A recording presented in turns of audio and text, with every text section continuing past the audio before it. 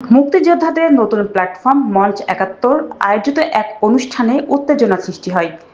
পুলিশের কাছে অন্তত ১৫ জন সহ সাবেক মন্ত্রী লতিফ সিদ্দিকী ও অধ্যাপক শেখ হাফিজুর রহমানকে আটক করা হয়। ডিএমপি অতিরিক্ত উপ পুলিশ কমিশনার হাফিজ আল আসাদ জানিয়েছেন, আটকদের শাহবাগ থানায় নেওয়া হবে।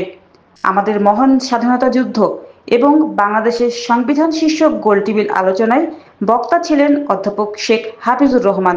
তবে প্রধান অতিথি ডক্টর কামাল হোসেন আসেননি। অনুষ্ঠানে হঠাৎ ঢুকেছে একদল যুবক।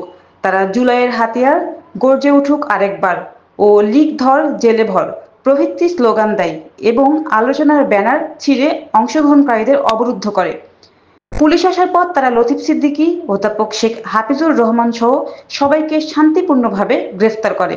ঘটনার পর এলাকায় নিরাপত্তা বৃদ্ধি করা হয়েছে এবং পরিস্থিতি এখন নিয়ন্ত্রণে আছে।